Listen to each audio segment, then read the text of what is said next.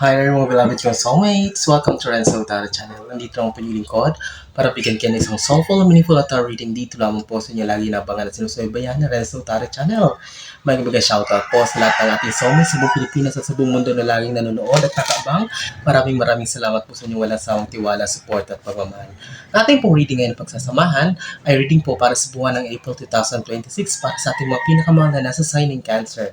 Okay, Cancer, Sun, Moon, Rising, Venus sign, this is for you. Kamusta po kayong lahat? I hope you're doing great. I hope you're healthy, you're safe, and of course, you're happy. Kapag bago po kayo sa ating channel at di po pa kayo nakasubscribe, please do subscribe, mag-like, comment, and share. And of course, if you're watching this video sa ating TikTok account at di pa po kayo nakapollow, paki-follow na rin po. And if you want to avail a personal reading, please send me a direct message sa ating TikTok account, Renzo Taro 444. And important notice po, marami pong scammer ngayon na naglipana. Hindi po ako yung una mag-chat sa inyo para mag-offer ng personal reading sapagkat may mga nanggagaya po ng ating account. May mga nag-re-upload po nating video. So, doble ingat po kayo sa mga manluloko ngayon. Please, hindi po ako yung unang mag-offer o mag-chat sa inyo para sa personal reading. Sige, last shuffle for you, Cancer. And kunin na natin ang yung 10 cards for your April 2026 reading. Spirit Universe, Spirit Guides, Angels, Ancestors, Holy Spirit, Saint Michael, give me 10 cards for Cancer. Spirit Universe, Spirit Guides, Angels, Ancestors, Holy Spirit, Saint Michael, the Archangel. So, maraming salamat po sa inyong walang sawang tiwala, support at pagmamahal. Simula noon hanggang ngayon ay hindi niyo po kayo iniwan. Utang na loob ko po sa inyo ang success ng Renzo Taro Channel. Simula noon hanggang ngayon, you're still there. Napaka-loyal po sa ating mga OFWs na across the globe, buong mundo, lagi pong nakaabang. Thank you so much po sa inyong tiwala at suporta. Sige po. Okay. Cancer, your 10 cards are now ready. So, let's begin. Oh, this is a very beautiful opening card for you for April 2026. The World card signifies new beginning. Okay, Cancer, maybe lately, na grabe talaga yung pinagdaanan mo. It seems that parang sabay-sabay, hindi pa nga natatapos yung isa, meron na namang kasunod, meron na namang dumating. It seems it's very overwhelming.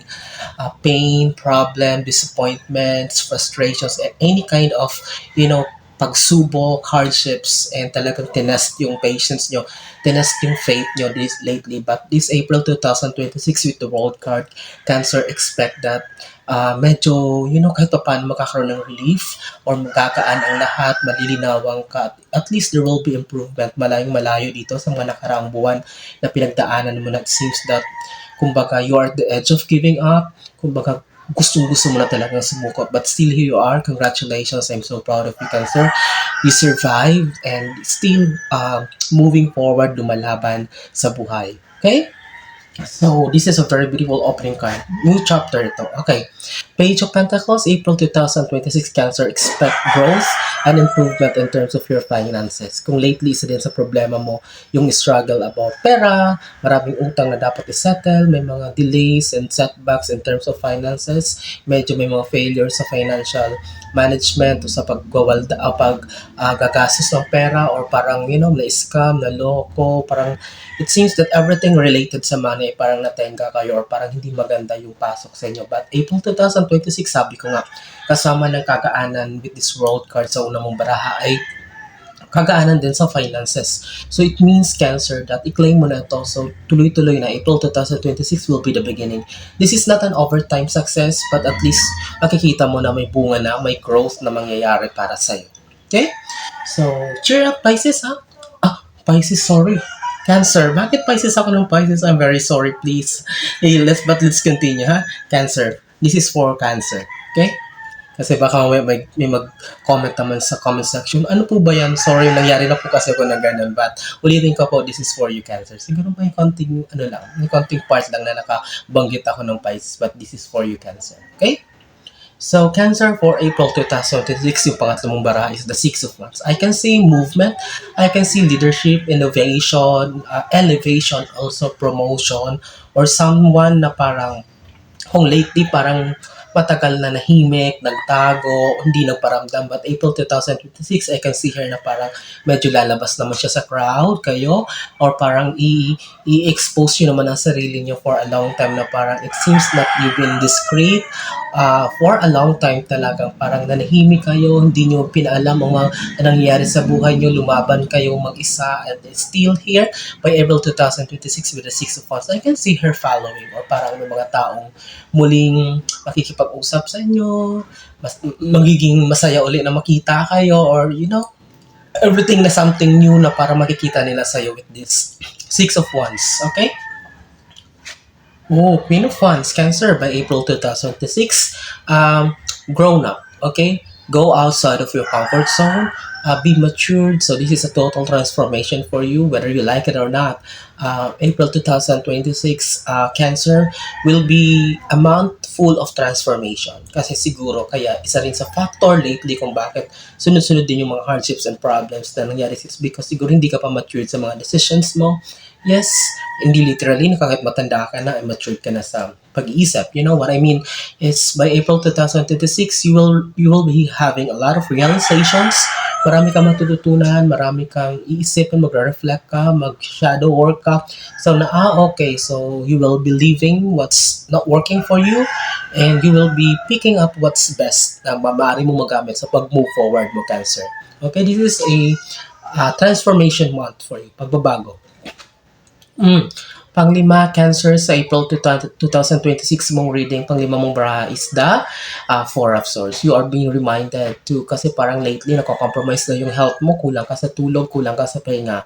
Ang dami mong iniisip, or maybe hindi normal yung sleep pattern mo, may insomnia ka, or parang hindi ka nakakakain ng maayos, ang dami mong pinagkakabisihan na parang always late ka na natutulog. Please, you're being reminded na huwag ma-compromise ang health, Cancer, kasi nakikita natin dito baka mapektuhan ng kalusugan mo. By April 2026, have time to rest, maglaan ng oras ng araw, linggo, para ipahinga ang iyong katawan. So, walang masama sa paghahanap ng pera, pagdodoble kayo, pagtatrabaho. I know you're a very hardworking person, but hindi pwedeng ma-compromise ang health natin, Cancer. Okay? So, sige, we have 5 cards left. And before we proceed to that remaining 5 cards, ulitin ko, please, kapag di pa ba nakasubscribe at nakaresonate or nagustuhan nyo pong ating reading ngayon, ay please do subscribe. Yan ang pong hingin kong bayad sa inyo. And if you're watching this video sa ating TikTok account, please follow. Di pa ko follow Renzotar444, and send me a direct message if you want to build a personal reading. Ulitin ko po, hindi po akong unang magbe-message po para sa inyo. And ang dami pong scammer, ang dami maloloko. Please be careful. Okay? Pang-anim mong baraha is the Ace of Swords. This is, World Ace of Swords. New beginning. May panibagong buhay talaga na parating sa Cancer. Okay, claim mo na ito. This is a life that you've been dreaming of. This is the kind of life na hindi man siya totally, kumbaga, kasing bongga, kasing pasabog ng pinapangarap mo. But at least dito ka magiging masaya. Dito ka magiging contented. Kumbaga, dito ka makakaroon ng peace of mind. So, claim mo na to. By April 2026, this will be a new beginning for you. Okay? There's a lot of new opportunities that will be opening for you. I can feel it. With the energy of the cards here, walang so far tayo nakikitang negative cards dito. King of Swords. Be brave. Be confident. Ipakita mo ang totoong ikaw, Cancer. Huwag ka nang, kumbaga, kung lately siguro ay kaya may mga nangyayaring parang setbacks in terms of finances kasi parang nahihiya ka pa, may makinukonsider ka pa, kaya ka naloko, nagpautang ka kasi maawain ka. But now, at least consider being true to yourself. Kung ano yung nararamdaman mo, kung ano yung feeling mo ay talagang tama at ipakita mo na ganyan talaga yung gusto mo. Hindi pwedeng ay consider mo lagi yung feelings ng ibang tao. It's because isa din yan sa nakakahadlang kasi imbis na gagawin mo na to, mapipigilan. It's because baka masaktan si baka magalit pag di ko pinautang, pag di ko tinulungan. So, April 2026, you need to be true to yourself. Pakita mo kung sino ang totoong ikaw. Okay, pakita mo na ikaw naman muna. Ako yung masusunod. Ito yung gusto ko. Walang makakapigil sa akin. Okay, Cancer? So, 8 card mo. King of Wands. Kita mo ha? King of Sword and King of Wands. Tingnan mo katapat ng King of Wands. 6 of Wands. Wow, tingnan mo, very connected ang mga bara natin, Cancer. Believe me, by April 2026, this is not only a transformation period for you in terms of your ideas, in terms of your pag-uugali, philosophies in life, mga paniniwala, but a transformation also with your, yung mga, kung dati may mga bagay kang pinaninindigan mo talaga na feeling mo yun talaga yung tama, feeling mo yun talaga yung makakatulong sa'yo, but still not working na, but you're still holding on for it. So, by April 2026, Cancer, let go mo na yan. You need to move forward. Okay? Walang masama mag-accept ng pagkakamali. Walang masama mag-accept na failure na yung isang bagay. Ang masama doon ay pinaglalaban nyo pa rin at kumbaga you're still holding on that thing. Hindi naman talaga para na sa'yo. Okay? With the Six of Wands, you will be moving forward. Okay? So, Cancer, you need to be brave. You need to decide. You need to make action.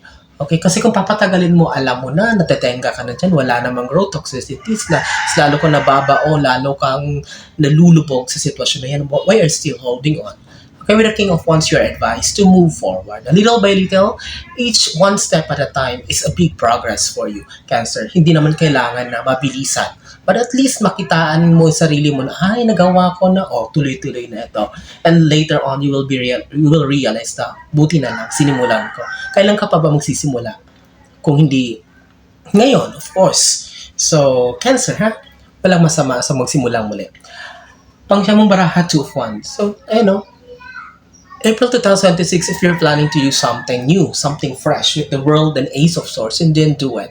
Okay, if you're planning to move overseas, if you're planning to move to a new job, if you're planning to open a business, to take an exam, to take master's degree, mag-aral muli, o kung ano man ang gusto mo nasa isip mo, with the Queen of Wands, you are guaranteed that it will be on your side. Okay, why? Kasi nito yung World and Ace of Swords natin. Okay, so with this Two of Wands, I know that by April 2026, you will be deciding. Mag-iisip ka. Actually, lately, sinimulan mo ng planuhin ito or parang iniisip. But lately, parang binabaliwala mo pa. But this April 2026, I can see that you will be making a decision, Cancer. So, whatever decision is that, I know that will be for your good.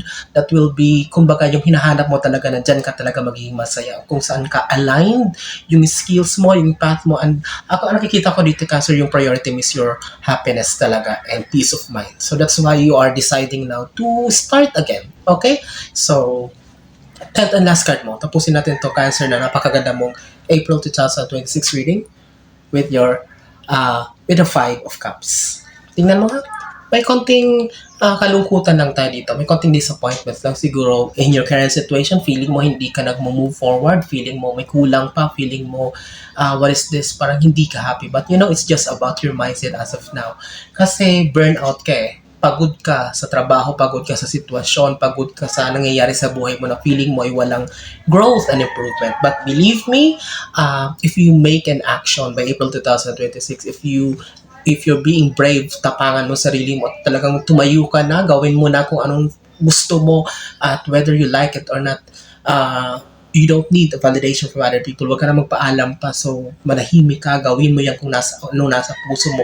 And later on, let the progress, let the result of that thing ang magsalita in the future for you. But at least, the mere fact na gumawa ka na ng aksyon or talagang nilakasan mong loob na simulan na ito is already a big success for you, Cancer.